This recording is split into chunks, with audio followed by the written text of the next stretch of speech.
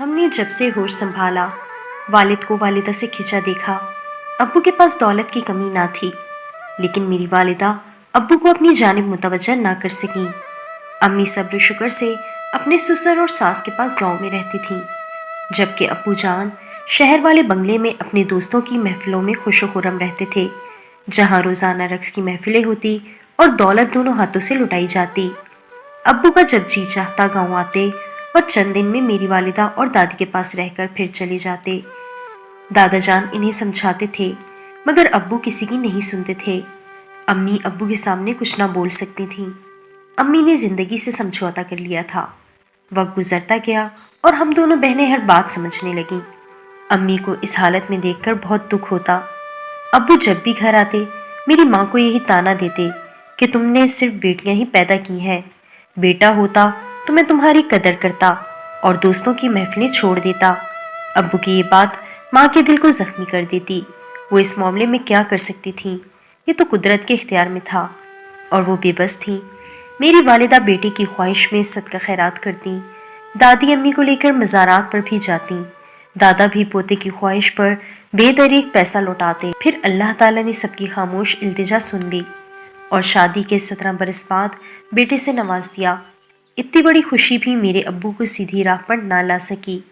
ابو کو عیاشی کی عادت پڑ چکی تھی۔ انہیں دادی کے سمجھانے کا اثر نہ ہوتا، وہ نصیحتوں سے اور چڑھ جاتے، پھر مہینوں گھر نہیں آتے تھے۔ دادا جان نے بیٹے کے برے اعمال سے مایوس ہو کر ننھے پوتے عمران سے دل لگا لیا۔ عمران کو ہر وقت اپنی آنکھوں کے سامنے رکھتے۔ دادا کہتے تھے، مرنے سے پہلے میں اپنی ساری جائیداد پوتے کے نام لکھ جاؤں گا، میری زندگی میں میرا بیٹا جس قدر چاہے عیش کر لے۔ دادا ابو والد صاحب کی آوارہ گردیوں سے پریشان رہتے تھے اور اسی پریشانی کو لے کر ان کا انتقال ہو گیا، لیکن فوت ہونے سے پہلے وہ آدھی دولت اور جائیداد اپنے پوتے کے نام کر گئے تاکہ بیٹا ساری جائیداد نہ اڑا سکے۔ خدا کا کرنا کہ دادا جان کے فوت ہونے کے بعد ابا جان کو بھی اپنی تباہی کا احساس ہو گیا اور وہ مستقل طور پر گاؤں میں رہنے لگے، کیونکہ ہم اکیلے ہو گئے تھے اور زمینوں سے دور رہ کر زمیندار اپنی ساکھ برقرار نہیں رکھ سکتا۔ ابو گھر کا پہلے کی نسبت بہت خیال رکھتے تھے۔ ماں بھی خوش تھی کہ شوہر اب گھر میں رہتا تھا۔ ان دنوں میں 20 برس کی ہو چکی تھی۔ کامران ابھی چھوٹا تھا۔ ہماری زمینوں پر اسد نامی مزارع کام کرتا تھا۔ یہ ہمارا پرانا نمک خوار تھا۔ ابو بھی اس کی عزت کرتے تھے اور یہ لوگ نسلوں سے ہماری زمین پر محنت کا بیج بوتے آئے تھے۔ اسد، جن کو ہم سب اسد بابا کہتے تھے، ہمارے گھر کے فرد کی طرح تھے۔ جب کام ہوتا ہمارے گھر کے اندر آ جاتے تھے۔ اسد کی بیٹی فوزیہ میری چھوٹی بہن کی ہم عمر تھی۔ وہ بہت خوبصورت تھی۔ کبھی کبھی اس وقت ہمارے گھر آتی تھی جب میری والدہ اسے بلوایا کرتی تھیں۔ ہمارے گھر کام کرنے فوزیہ کی ماں اور پھوپھیاں مستقل ہمارے گھر پر آیا کرتی تھیں۔ دادی اور اماں انہیں اپنی اولاد کی طرح سمجھتی تھیں۔ ہم سوچ بھی نہیں سکتے تھے کہ میرے والد صاحب سے ایسی حرکت سرزد ہو جائے گی کہ جس سے گاؤں میں خاندان کی عزت نیلام ہو جائے گی۔ میرے والد صاحب فوزیہ کو پسند کرنے لگے۔ ہمیں اتنا معلوم ہوا کہ اسد بابا کے گھر آنے جانے لگے ہیں۔ وہ پرانا نمک خوار پہلے تو اس بات کو اپنی عزت افزائی سمجھا کہ مالک دولت مند ہو کر اس غریب کی چار دیواری میں آ کر بیٹھتا ہے، اس کے گھر کے مسائل میں دلچسپی لیتا ہے۔ لیکن جب ابا جان نے فوزیہ پر نظریں رکھی تو سارا معاملہ اسد بابا کو سمجھ آ گیا۔ تاہم اسد بابا اتنی ہمت نہ کر سکا کہ وہ دادی جان یا میری امی سے آ کر شکایت کرتا۔ وہ ڈر گیا تھا کہ ابا جان اس طرح کرنے پر اسد بابا سے نہایت بری طرح پیش آ سکتے تھے۔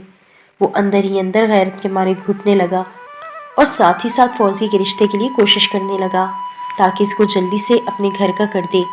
لیکن جو ہی اسد بابا نے فوزیہ کی شادی کرنے کی کوشش کی، ابا جان نے ان کو نہ صرف سختی سے روک دیا، یہ بھی کہہ دیا کہ تم ہماری مرضی کے بغیر بیٹی کی شادی نہیں کر سکتے، اس کی شادی ہم خود کریں گے۔ اسد بابا ابو کا یہ حکم سن کر پریشان ہو گیا۔ شدید مایوسی کے عالم میں اس نے بیٹی کی شادی کا ارادہ ملتوی کر دیا، کیونکہ ابو کا مقابلہ کرنے کی ہمت اس میں نہیں تھی۔ تاہم اندر ہی اندر وہ اس بات پر جلتا رہتا۔ اب ابو نے بھی فوزی کے ساتھ اس کے گھر والوں کی پرواہ کیے بغیر رسم و رواں بڑھانا شروع کر دیے۔ اب فوزیہ کے لیے قیمتی تحائف، پرفیوم، خوبصورت اور مہنگے کپڑے، کھانے پینے کی اشیاء لے جانے لگے۔ فوزیہ ایک خوبصورت مگر غریب لڑکی تھی۔ وہ اور کیا چاہ سکتی تھی؟ اس کا آئیڈیل ابو جیسا ہی ہو سکتا تھا اور ابو خود اس پر مہربان تھے۔ ابو کی عنایتوں پر فوزیہ کی ماں بھی بہت خوش تھی۔ ابو اس کا بھی ہر طرح سے خیال رکھتے، صرف اسد بابا ان حالات سے پریشان تھا۔ فوزیہ اور اس کی ماں ابا جان کی مہربانیوں سے خوش تھی۔ یہی وجہ تھی کہ جب اسد بابا کو ابا جان دور کی زمینوں پر بھیجتے تو ماں خود بیٹی کو ایسے مواقع فراہم کرتی کہ ابا جان اور فوزیہ اکٹھے رہ سکیں۔ ابو کی فوزیہ سے ملاقاتوں کا نتیجہ یہ نکلا، فوزیہ امید سے ہو گئی۔ ویسے بھی گناہ زیادہ دنوں تک چھپایا نہیں رہ سکتا، اس کا خمیازہ بھی آخرکار بھگتنا پڑتا ہے۔ فوزیہ کے امید سے ہونے پر اسد بابا کی عزت پر بن گئی۔ اسد بابا روتا پیٹتا ابا جان کے پاس آیا اور گڑ گڑا کر بولا، مالک اب تم فوزیہ سے شادی کر لو، ورنہ میں گاؤں میں کہیں منہ دکھانے کے قابل نہیں رہوں گا۔ تم بے فکر ہو کر سو جاؤ، تمہیں واویلا کرنے کی ضرورت نہیں، ہم خود معاملے کو سنبھال لیں گے۔ اسد بابا کو اب سکون کی نیند نہ آتی۔ اسد بابا نے مجبور ہو کر ابا جان سے التجا کی کہ فوزیہ سے نکاح کر لو، ورنہ میں اسے مار ڈالوں گا۔ ابا جان یہی سمجھے کہ یہ غریب مزارہ یوں ہی ڈرا رہا ہے۔ ابو نے غصے میں کہا، بک بک بند کر اور جو تیرے جی میں آتا ہے کر لے، لیکن اب یہ بات آ کر میرے سامنے مت کرنا۔ اسد بابا روتے ہوئے دل ہی دل میں بددعائیں دیتے ہماری بیٹھک سے نکلے۔ انہوں نے گاؤں چھوڑنے کا فیصلہ کر لیا، گھر جا کر سامان گاڑی پر لادا اور کنبے کے سب لوگوں کے ساتھ گاؤں چھوڑ دیا۔ اسد بابا اب یہ سوچتے تھے، کل میری دوسری بیٹی جوان ہوگی تب بھی یہی ہوگا، کیونکہ سانپ کی فطرت میں ڈسنا ہے تو وہ ڈسے گا ہی۔ جب گاؤں کی حدود ختم ہونے لگیں تو اسد بابا نے فوزیہ کو نہر میں دھکا دے کر اس سے نجات حاصل کر لی اور آگے کسی نامعلوم منزل کی طرف روانہ ہو گئے۔ 2 دن بعد فوزیہ کی پھولی ہوئی لاش پانی کے اوپر آ گئی تو اس رات سے پردہ اٹھا کہ فوزیہ کو بدنامی کے خوف سے نہر میں پھینک دیا گیا تھا۔ ابا جان نے اسد بابا کے خلاف پرچہ کٹوا کر اس کو جیل بھجوا دیا۔ وہ روتا چلاتا رہا کہ وہ بے گناہ ہے، مگر اس کی کون سنتا، وہ میرے ابا جان سے کیسے ٹکر لے سکتا تھا۔ اس واقعے کے بعد ہمارے گھر میں وہ بات ہو گئی جس نے اس بات کو ثابت کر دکھایا کہ مظلوم کی بددعا رائے گا نہیں جاتی۔ ان دنوں میری عمر 30 برس ہو چکی تھی اور سعدیہ 26 سال کی تھی۔ اس کے باوجود ہم دونوں بہنوں کے ابھی تک رشتے نہ ہو سکے تھے۔ ماں کو ہماری بہت فکر تھی، ابا جان نے بھی کوششیں کی، مگر ہم پلہ خاندانوں میں میرے ابا جان کی بری شہرت کی وجہ سے ہمارے رشتے نہ ہو سکے۔ اپنے سے کم حیثیت لوگوں میں ہمیں بیانہ ابا جان نے خود گوارا نہ کیا اور ہم دونوں بہنیں آہستہ آہستہ بڑھاپے کی طرف سفر کرنے لگیں۔ ایک رات جب آسمان پر بادل چھائے ہوئے تھے، فضا میں کچھ گھٹن سی تھی، گرمی کی وجہ سے نیند نہیں آ رہی تھی۔ میں اور سعدیہ اپنے بستروں پر لیٹی تھیں۔ ابو کے قدموں کی آہٹ سنائی دی۔ وہ آج گھر دیر سے آئے تھے۔ وہ جب رات گئے گھر آتے تھے تھکے ہوئے ہوتے تھے، آتے ہی بستر پر لیٹتے اور سو جاتے۔ اس وقت بھی سعدیہ نے یہی سمجھا کہ ابا جان سو چکے ہیں، باقی لوگ بھی سو رہے تھے۔ جب اس کو یقین ہو گیا کہ سب سو چکے ہیں تو وہ اٹھ بیٹھی۔ میں نے اس سے بات کرنا مناسب نہ سمجھا، کیونکہ یہی سمجھ رہی تھی کہ وہ پانی پینے کو اٹھی ہے یا باتھ روم کی طرف جا رہی ہے۔ ہم سب صحن میں سو رہے تھے جبکہ ابا جان برآمدے میں لیٹے ہوئے تھے۔ سعدیہ کو برآمدے سے گزر کر باتھ روم جانا تھا، مگر وہ ادھر نہیں گئی بلکہ صحن عبور کر کے دبے قدموں سے بیرونی دروازے تک گئی اور دروازے کی کنڈی کھول کر گھر سے نکل گئی۔ ابا جان شاید کچی نیند میں تھے، وہ سمجھے کہ میرا بھائی باہر گیا ہے۔ کچھ دیر لیٹے اس کے واپس لوٹنے کا انتظار کرتے رہے، لیکن جب آدھا گھنٹہ گزر گیا تو وہ خود کو روک نہ سکے۔ بستر سے اٹھ بیٹھے، انہوں نے بندوق کندھے پر لٹکائی جو وہ ہمیشہ سرہانے رکھ کر سوتے تھے۔ پھر صحن میں آ کر ہم سب کو دیکھا۔ میرا بھائی سو رہا تھا، ماں اور میں بھی اپنے اپنے بستر پر موجود تھی، صرف سعدیہ کا بستر خالی تھا۔ ٹارچ اٹھا کر وہ گھر سے باہر نکل گئے۔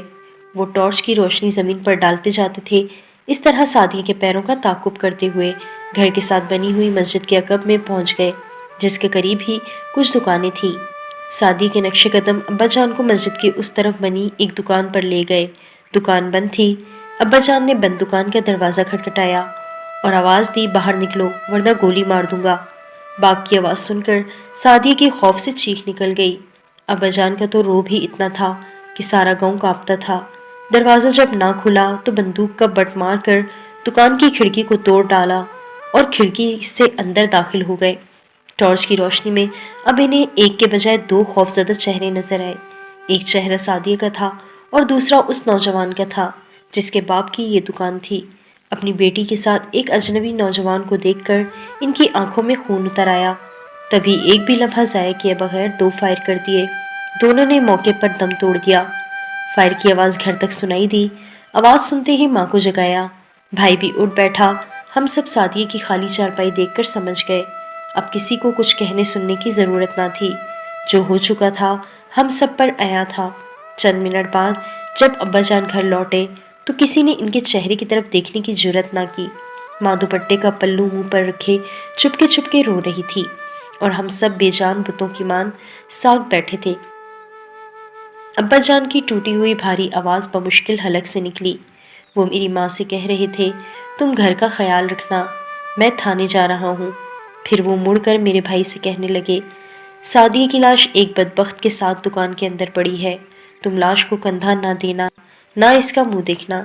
یہ کہہ کر وہ گھر سے نکل گئے۔ تھانے جا کر کسی نامعلوم دشمن کے خلاف انہوں نے رپورٹ لکھوائی اور پھر باقی زندگی انہوں نے مردوں سے بدتر گزاری۔ قیدیوں کی طرح بس 24 گھنٹے اپنے کمرے میں بند رہتے تھے۔ اسی تنہائی کے عالم میں ان کا انتقال ہوا۔ ہماری زندگی میں یہ اندوناک واقعہ ہونے کے بعد ہماری حویلی نے کبھی خوشیوں کا منہ نہیں دیکھا۔ میں بن بیاہی ادھیڑ عمر سے بوڑھی ہو گئی اور بھائی دل برداشتہ ہو کر امریکہ جا بسا۔ ماں بیٹی کا غم دل میں دبائے سسک کر مر گئی۔ اب تو ابا جان بھی اس دنیا میں نہیں رہے۔ میں آج سوچتی ہوں کہ واقعی لوگ سچ کہتے ہیں کہ برائی کا انجام برا ہی ہوتا ہے۔